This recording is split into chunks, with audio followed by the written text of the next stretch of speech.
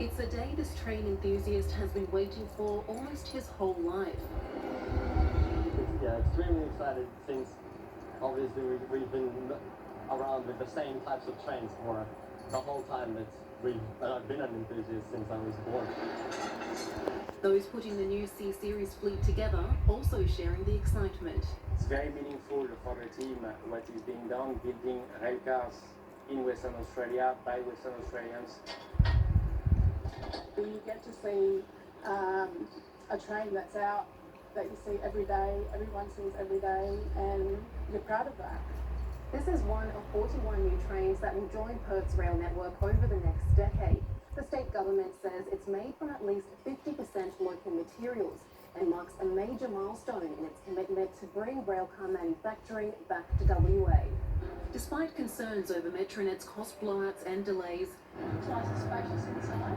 the government insists this $1.3 billion investment will have a lasting impact on the state's local manufacturing capability. I think having the capacity to train Western Australians and also make rail cars here in WA again will help train young people into the future. However, some economists aren't so sure. The government has a very checkered history in the past of choosing what industries are going to be successful and what aren't. And going on past track record, there's a very high chance that we'll be paying an awful lot of money for something that we could have actually got cheaper somewhere else. Professor Dockery would prefer to see the government prioritise sectors like health and education.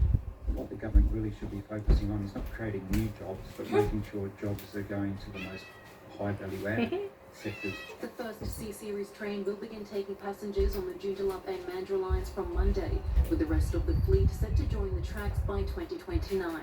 Tabarak Al-Jarood, ABC News.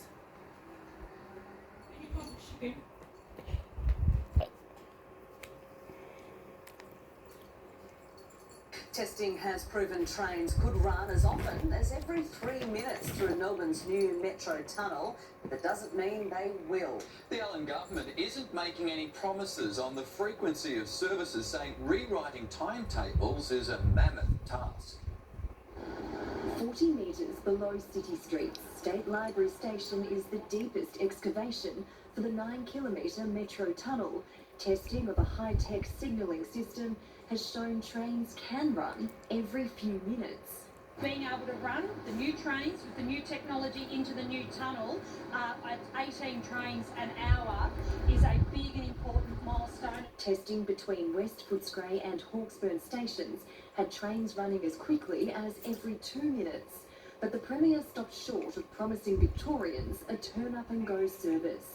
That will be a decision of the train timetablers. That is something that is being worked on at the moment. Importantly, we know that is something that can be achieved. Services every 3 minutes at peak times would bring Melbourne into line with London and New York.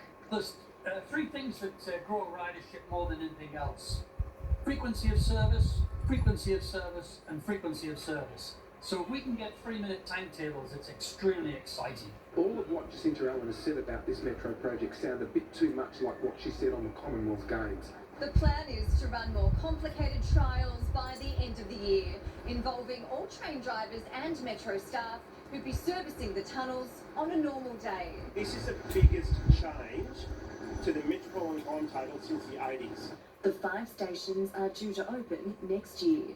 Emma O'Sullivan, 7 News.